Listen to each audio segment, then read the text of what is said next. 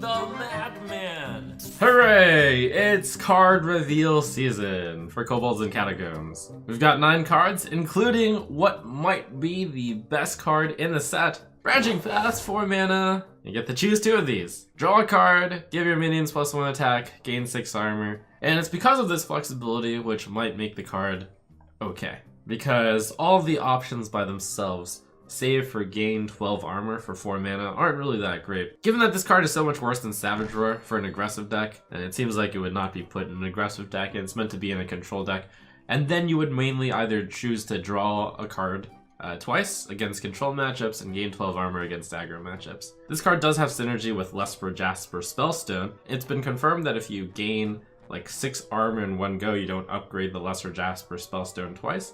But if you gain 6 armor twice, I have to imagine it works like you gain 6 armor, and then your Jasper Spellstone would upgrade, and then you gain 6 armor again, and then your Jasper Spellstone would upgrade.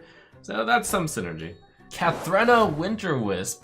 Is this the first Hunter Legendary that's going to be really good? Battlecry and Death Rattle recruit a beast. You know what this card looks like to me? It looks like Aya Blackpaw. Aya Blackpaw does cost 2 mana less, but the beasts are like way better than Aya, and unfortunately Hunter can't usually go with Jades. Now the way that recruit works, for those who forget, is that it pulls a random beast from your deck and just puts it into play. Like, you can imagine how insane the card is if she actually summons 2 Savannah Highmanes, right? And you could build your deck to almost always get that result or better if you had only like Savannah Highmane or better cards in your deck. I don't think it would be that bad to put it into your usual mid-range Hunter deck either though. Ancient of Lore was a card that was so good that it had to get nerfed severely, so I had to drew 1 card instead of 2. For 1 mana more than Ancient of Lore, you're getting +1/+1 in stats, and you're not only just drawing the cards, you're putting them directly into play. That's pretty insane. So even if you got just 3 mana worth of beast into play, that's like a 2 mana 6/6 when you really round this out. So that's why I think this card's gonna be really good. That's when you just put it into your default mid-range Hunter deck. If you put it into a deck that's more tailored towards the high end, she's really, really insane in that case. Call of the Wild is what made mid-range Hunter really good. Kathrena will get you 3 things as well. Immediately only 2, but the 6/6 is probably better than the 4/4. And the beast you get is probably better than Leok. So that's just a comparison to how good she is. Level Up is a 5 mana spell. Give your Silverhand recruits +2/+2 and taunt. There's currently Silverhand recruit decks in Wild. I'm not actually sure whether or not this card would be good enough for that, because it's like Quartermaster. The main problem is you don't get the 2/5 of Quartermaster. And it turns out that if you have a card at the same mana cost and you remove 7 stats from a card, that typically makes the card suck. It pains my heart to say that this is probably going to be a 1-star card. Of course, we're not rating the cards with stars yet because we have to see all the other cards in the set before we make our judgment. Welcome to the best card in Kobolds and Catacombs released so far, and probably the best one that will get printed. It's so insane that I'm already preparing my card rating list. I'm thinking, should 5 stars actually be the highest a card can be rated? So 4 mana, Duskbreaker, 3/3 dragon. If you're holding a dragon, deal 3 damage to all their minions. Basically, it's a Hellfire which doesn't hit your face or the opponent's face, which tends to be good since it's an anti-aggro card. And then you get a 3/3 with it, just for funsies. And it's a dragon which activates your other dragons. And I feel like Duskbreaker is going to be pretty much Draconid Operative version 2, and not only do you have Duskbreaker this time, you also have Draconid Operative. If there happens to be another good dragon in this set, and given that there is art for a sleeping dragon somewhere in there, there's going to be at least 1 more dragon. Dragon Priest could be absolutely insane. In the card reveal stream, they were talking about how Duskbreaker is kind of aimed for a more control style dragon deck, and that certainly could happen as well. This card is 1 mana discounted Excavated Evil, and you get a 3/3. Wow. Sudden Betrayal. Rogues are finally getting secrets. We're gonna see 2 of them here. When a minion attacks our hero, instead it attacks one of its neighbors. The first puzzle to think about is, why are we running Sudden Betrayal instead of Betrayal? And I guess the answer is you can always play Sudden Betrayal even on an empty board. But the main problem with Sudden Betrayal is you play the secret, your opponent can like play a measly 1/1 in the middle, and then attack you with a minion, and then their 1/1 dies. So that seems really bad. The cool thing about this card is that it's a form of rogue healing, in the sense that instead of attacking you, it attacks a minion. Really though, negating a minion's attack shouldn't be that worth this much mana. Onto a potentially good secret is Cheat Death. It won't be very secretive if this is the only good secret printed for rogue, but we'll see. So you might directly compare it with Shadow Step, which costs 0, and say, wow, this card is just 2 mana more than Shadow Step. But the big difference is that they actually have to kill your minion, and the downside to Shadow Step is your minion gets taken off of the board without doing anything, whereas in Cheat Death, they have to actively work to kill your minion.